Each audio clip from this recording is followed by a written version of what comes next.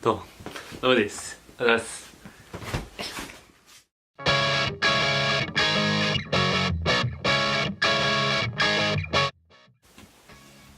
はい、今日の企画は、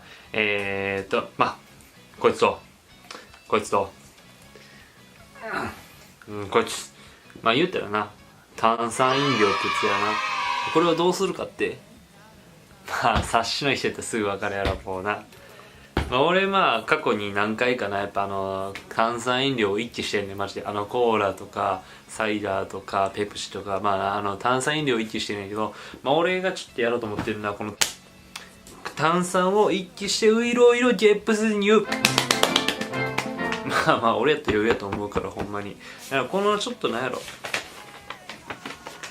こんなに、こんぐらいしか書いてない文字なんて、多分な、俺、20秒ぐらいで言えると思う。20秒ぐらいで言えると思う。20秒ぐらいで言えると思うから。だから余裕かな、思て。余裕、マジで。だから、炭酸飲料一気して、こんぐらい余裕なやっぱり俺スーパースターにはなられへんと思うから、やっぱそこら辺のやっぱ、人と違うから、やっていこうかなと思う。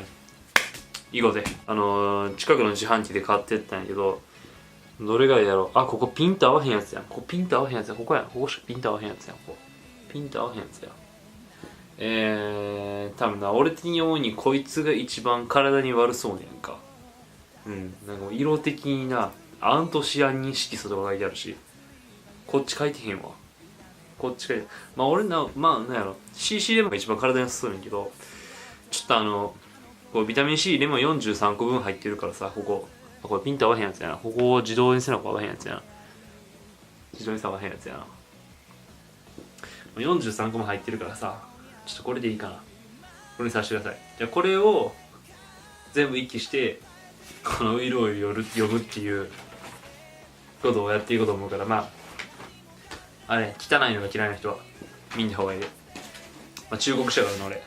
じゃあこれみんななんかよくあるやん。やっぱみんな新品じゃないとか、プシュッとか言わへんとか、そういうのもあると思うから、やっぱちょうどな。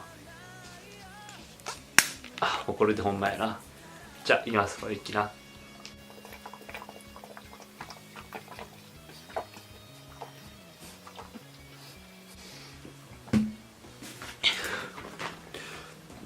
ういろうり、拙者、親方と申すは、待合の地にご存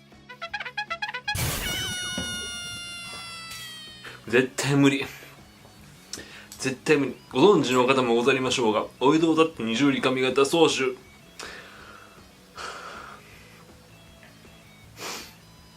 また見てね。バイバイ。動画を見てくれてありがとう。今日も楽しんだかな？これからもよろしくお願いします。またね、バイバイ。